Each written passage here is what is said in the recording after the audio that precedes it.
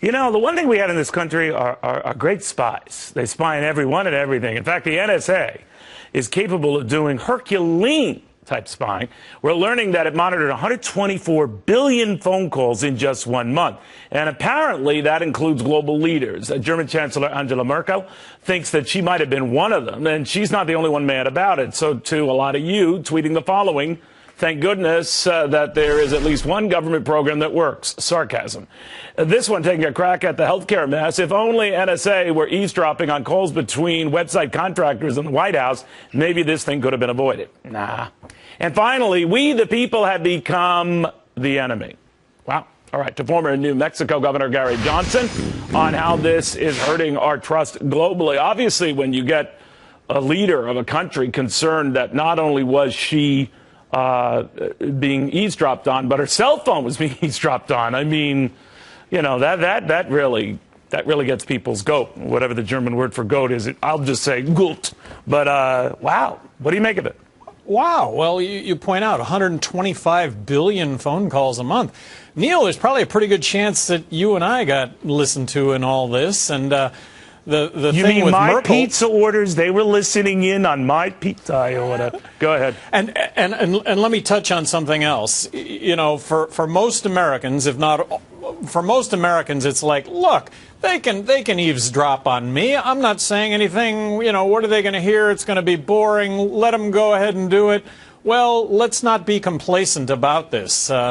You know, this is so reminiscent of Germany pre-World War II, Hitler's rise to power. You know, government eavesdropping on everybody, and well, where does I know that your lead? concerns.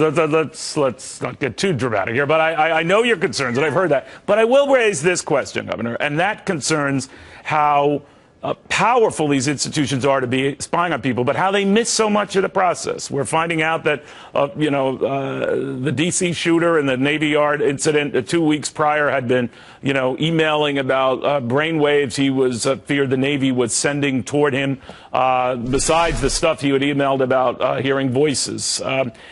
So these great spies missed. These great spies missed in Boston when it came to the Tsarnaev brothers and what they were concocting and coming up with. So for all of their energy and zeal and going after people and collecting records on people, they miss this stuff.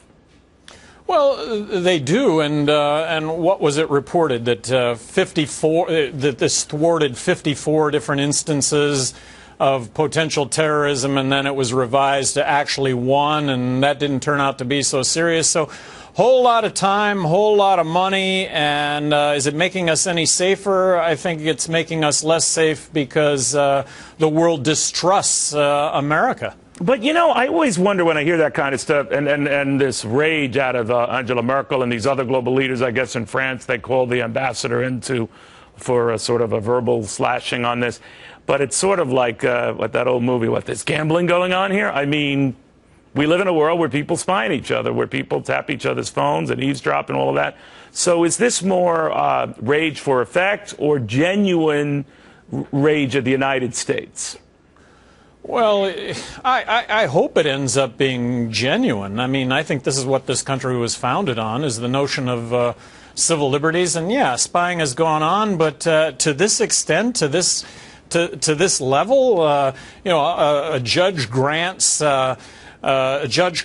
surveillance or the ability for the government to eavesdrop on 113 million Verizon users. Whoa, that's pretty darn broad. And what kind of rubber stamp is that? And where is the very broad?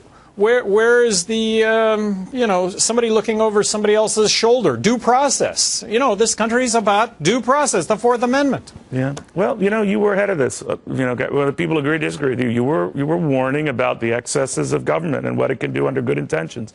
Gary Johnson, the former presidential candidate. Well, let's hope it doesn't get any worse. Thanks, Neil. I don't know. Thank you, sir.